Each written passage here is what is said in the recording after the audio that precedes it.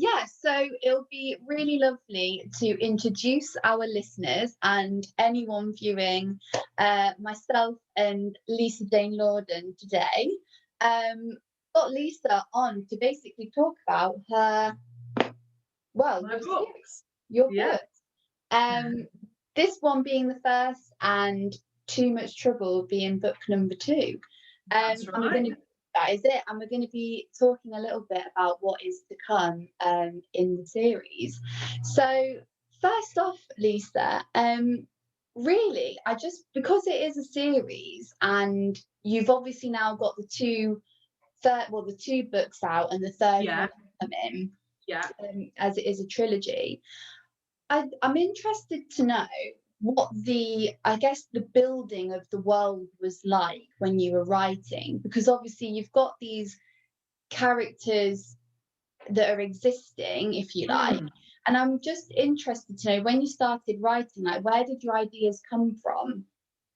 Right. I mean, to be perfectly honest, I have no idea. I'm literally, and that is the honest answer. I literally decided I would write a book one day. I sat down at my computer and I just started typing, and it just literally all came out. Yeah.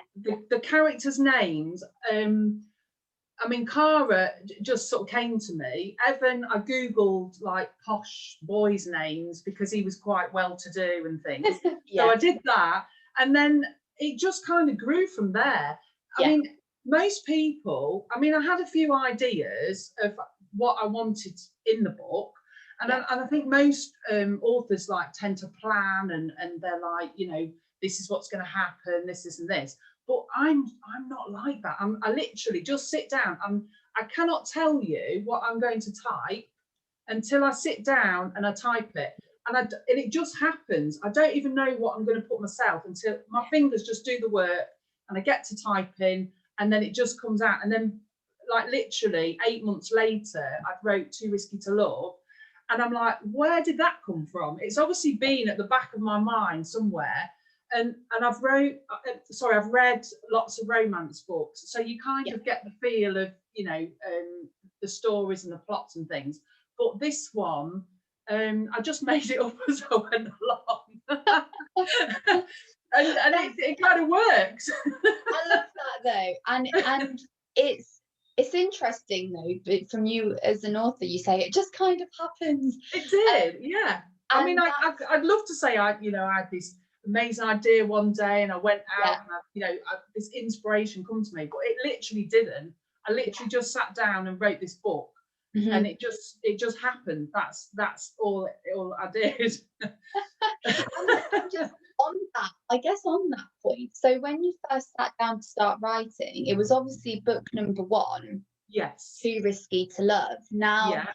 obviously, it is, I guess it's like, which came first? Did you see it being a series when you first started writing, and you thought, oh my goodness, there's so much more to come from these characters, or did Yeah. you see it as a book? No, I didn't, because I didn't know how it was going to turn out.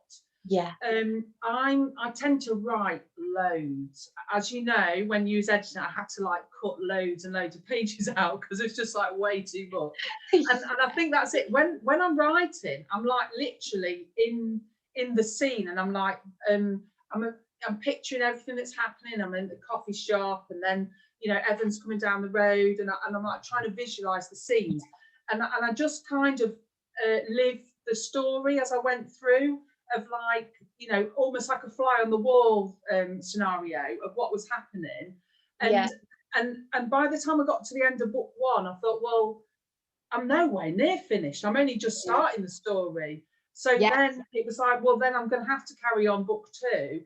And because I'm writing so much and there's so much to it, then that's when I thought, well, it's going to have to be a trilogy. But when I first started, it wasn't a trilogy. It was just, I was just writing the story. And then Going it with just kind of happened. Because as you know, there's like 500 pages of book 1, Yeah. 500 odd pages of book 2, and book 3 will be the similar. So, you know, I've Yeah. got 1,500 pages there of story. That's it. I mean, But they're chunky, they're thick, they're chunky books.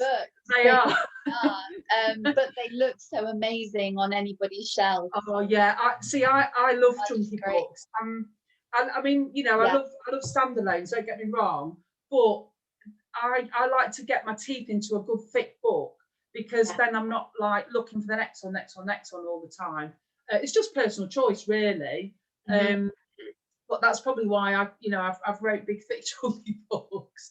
Yeah, I mean, I could have wrote more and more, but I have to like rein it in a little bit. Yeah, like, whoa, just slow down. You know, we'll be here forever. Yeah, that's it. It's like the story needs to be wrapped up at some point. It. Yeah.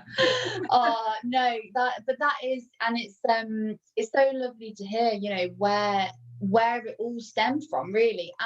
And we'll come on to obviously your publishing journey in a moment, and that experience with editing. Yeah. But with it being currently with the 2 books, and it will be a trilogy. Yes. Yeah. Obviously, in the first book, you were establishing a lot of the characters. Yeah. Getting to know them. Yeah. Yeah, and I mean, it is incredible the relationship that the characters have. I don't want any spoilers, so I won't give too much away, but particularly between obviously Cara and Evan, there was a lot of very strong feelings, a lot of like love, passion, hate going on. And then obviously in Too Much Trouble, you've obviously got a whole of the plot that's coming to the forefront, haven't you? Yeah. And I suppose it's really thinking about, with you as an author, you know, when you were writing book 1, was that plot line always there, or did you find that in book 2 it was more, it became more prominent? Because obviously you are, although I don't want to give it away of what actually happened, very difficult, but I guess it was it there in the first book, or did it? The main thing that happens in book 2 was what I thought about.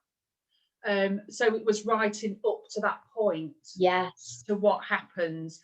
Obviously, as you know, the second book has a lot more. You find out more what's going on. There's a lot more drama and things like that.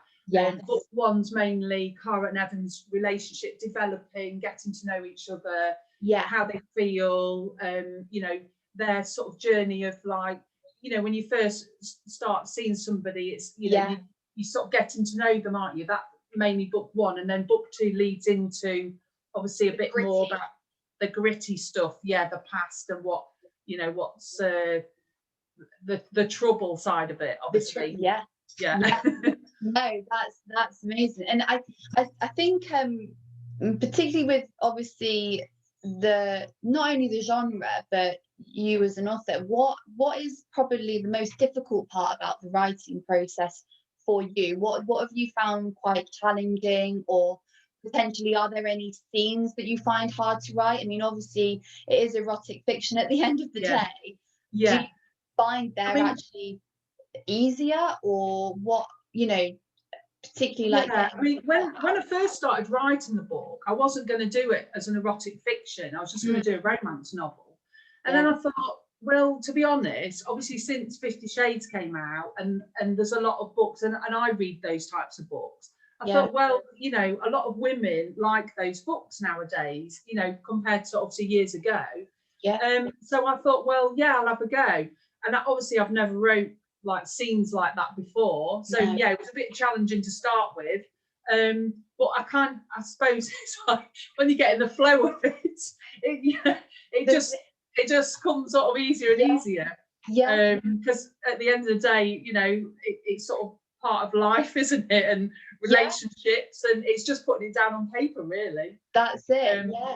So probably that was a little bit challenging to start with, and also it was like, I don't know if you can remember it, I was a bit embarrassed with the embarrassment factor of writing an erotic fiction book. Obviously, you know, once you put yourself out there and everyone's like, oh, you know, you've wrote that sort of book, and then family and things, but then you just think, well, just, you know, just go for it, do it, and you know, own it, because there's nothing wrong with it. That's it. That is it. every yeah, in the first instance, I was probably a little bit like shy of it, but now I'm like, oh yeah, you know, that's how it is. Lisa, they're in your local post office. Exactly, and like, you know, they're loving my book. So if people are loving my books, and that, you know, that's what they want, then it makes you feel a lot better about it. Yes, and that is the most important thing at the end of the day. And people do love them. I mean, you've been getting rave reviews, and it's so nice, because when you've worked so hard on something for months and months, and you put your heart and soul into it, you never know what sort of reaction you're going to get from your readers. And it's so nerve-wracking when you first publish your first book, and then you're like, oh God, I've got a review now, and you kind of dare look, you're a bit like through the fingers, like, oh. And when somebody says how much they enjoyed it and they loved it and they can't wait for the next book, oh, it just gives you such a buzz, and you're like, yes, you know, that's what I wanted. That's what I wanted people to react, you know, from my writing. So it's such a great feeling. I'm so appreciative of, you know, all the readers that have given me such great feedback. It's made me so happy. And you know, it's like, yeah, it's worthwhile, all that hard work, you know, hours sitting at your laptop, for somebody to give you that reaction. It's like, yes, that's what it's about. Absolutely. And it even like you said, it was like being nervous of what you were bringing out, but it's that possibility, you know, it's your life work, it's what you hope, you can only ever hope will be relevant. This is it. You just never know which way it's going to go. I mean, I know obviously, you know, people, like some people love books, and I'm probably thinking, I'm not sure about that one, but then I might love something and they're like, I'm not really sure about that. Everyone loves different things, don't they? So I suppose it's just a matter of finding your readers, isn't it? Because you know, even though it's that genre, there's so many different, obviously you get different traits. You've got the bullies, you've got, you know, the affairs. There's so much to it, isn't there? There is, and it just depends on what you like to read. So when you're starting out, it's just a matter of finding, you know, your readers that love your writing styles, and that's it. And then having loyal readers, followers, and fans, and it's building that, you know, that storyline, the characters, you as an author, branding and everything, isn't it? That's right. Because I mean, when I used to read books, I was guilty. I would tend to stick to well-known authors. You know, I probably didn't really look at indie authors and things. But now I've joined, like, you know, the book community on Instagram. I'm discovering so many new authors. And I'm like, wow, there's some amazing talent out there. And now I'm tending to go down that route more than the well-known ones, because, you know, I'm one of those authors, and I want to support other authors, you know, who are producing their books. And I've read some amazing books, and I'm like, I'm looking for my next one now, you know, all the time. And it's great. So I love supporting other authors, you know, like myself, because we're all in the same boat. We're all like, you know, one big family. It's not competition. We're all doing the same job. So if we can all support each other, you know, and our books, then I think it's great. That's it. It's all for a good cause, and it is, And I think that actually brings us quite nicely onto your not only your writing journey, but your publishing journey, because obviously you came into this completely blind. You weren't sure what route was best. I didn't have a clue. This is it. And there's obviously many different routes to market, and it's completely personal of what you're wanting, where you see yourself is in your publishing goals, I suppose. But I guess for any listeners, just talk a little bit more about your actual experience. So, I mean, when did you first come to us? It was last year, like springtime, wasn't it? It was. I mean, quite early in 2020. Yeah, it was. I mean, before I came to you, I literally put my book on Amazon and thought, oh, I'll see how it goes. But obviously I didn't have a professional cover. It wasn't edited. It was way too long. I think it was something like 700 odd pages. You know, I thought, oh, well, I'll just test the water, see how it goes. Anyway, after a while, I thought, it's not really working out how I thought it was going to do. I thought, probably a bit, naive, really. Oh, people are going to just buy it and see how it goes. But it was kind of, not really happening. Anyway, I spoke to my husband and he's like, well, you've put all that work in, Lisa. You need to, you can't just sit on it and not do anything with it. Yeah, I put it on Amazon, but I wanted more than that. I wanted to find readers. And because obviously nobody knows who you are, nobody knows me. It's like, why would they choose my book anyway? So then I thought, okay, so I searched publishers in my local area. I wanted to support, locally rather than, London. I went on your website and I submitted my manuscript to you. And then I think I don't know if you phoned me up and I was like, oh, do you do that genre? Because I know you did a lot of children's books. Yeah. And I thought, oh, you might not like that sort of genre. It might be, Anyway, then obviously we spoke about it, and then you said, oh, how much you liked it, and I was really shocked. And then obviously then we went on to meetings from there on, didn't we? We did, yeah. I was really sort of nervous about it, because when you're sort of stepping into a world that you know nothing about, and you've got to make all these decisions, and you're like, you've got nobody really saying, oh, what shall I do then? Because you're not in a team of people, you're on your own, apart from obviously your family. Yeah. But you guys were just so supportive, and you were just, I can't rave about you enough to people. Honestly, any questions I have, any worries, concerns, you can answer all my questions. You made me feel a lot better and happier, about things when I was, a bit unsure. And you really, really helped me, and I've learned so much, from starting off with that phone call and submitting my manuscript to, publishing. Because it's not just simply sitting down, writing a book and printing it. There is so much behind the scenes. So, it's been a real learning curve. Yeah. I've enjoyed every minute of it. So for the people that, are producing books, yes, it is scary because you don't know what you're doing. But your publishers are there to help you. You're there, you guided me, you advised me, so you're not on your own, because you've got your publisher team with you all the step of the way. Support, isn't it? That's what you want, the support.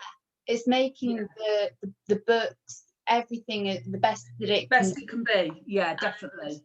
And it's very, you become blinded by your own words a lot of the time. Even anyone, when you're reading your own words, it's really hard to develop do any development of characters or plot, because you get so in it, you can't often see it. And that's where and there's things that you've put in there which is like waffle that you don't need. Exactly. But when you're writing it, you waffle sometimes. Well, you won't need to probably. This is why it's important. Yeah, this is why it's important to have somebody else's point of view, because you think, well, actually, you don't really need that bit, and you're like, you're right, you don't. It's just it from a reader's point of view, where you think, well, that's not even the main part of the story, you don't really talk about that. And that's probably and that's, I guess, quite an interesting point of then when you came to Too Much Trouble, did you find that as a writing process, were you a little bit more cutthroat in terms of thinking, actually, that's just fluff? Definitely. When this is where the grittiness is, and it's like, is it needed, kind of thing. Yeah, that's it. I think, like I say, because I learned so much from book one, and what, like, you don't need that, and keep that in and things. When I came to book two, I was looking at it from a reader point of view and thinking, that I don't need that, and I edited it so much better than when I'd done book one. So it was completely different. I felt more confident, and I knew more of what was needed, characters and what the characters, their feelings, and things like that. No, and that's I guess the it's a learning process, you know, Yeah, it is. and publishing, Yes. and now that you are actually into your third book, Hmm. I'm interested to obviously know, with it being a trilogy, are you looking forward to wrapping it up? Is there going to be a complete wrap up in the series, or are you going to leave a few things still not Yeah. tied up? It will be wrapped up, Yeah. but if I wanted to go back and maybe carry on, I could do. So Okay. do you know what I mean? I'm not closing it off completely, because this is the No. other thing. It's like, do our readers happy to just leave it there and then Yeah. I'll start a new story? Yeah. Or do they think, oh, actually, I'd like to know more about that? And sometimes you think, don't you? So yeah, it will be wrapped up, but I could possibly go back if need be, depending on how I feel and what Yeah. feedback I get. And what Um, comes next? yeah, yeah. Are there any plans for another series after the Too Risky series, or? Yeah, definitely. I mean, I've already started thinking of storylines and things. Now it's Brilliant. got me thinking. Yeah. Um, Yeah. and I won't know how long it's going to be, obviously, until I start writing it. Knowing me, it'll probably be another thick book, because I can't seem to cram it in as a thinner one. It's times like this, when you're like editing, I'm like, why did I write such a thick book? Yeah. Because Yeah. it's like taking me hours to edit. But yeah, it's just me. I just can't stop writing. So it could be another trilogy coming up next. Yes. Or it might be is it duology? Is that what you say? Duology. Duology, yeah. But we'll see. So I can't really say until I start writing. Till you But get there. yeah.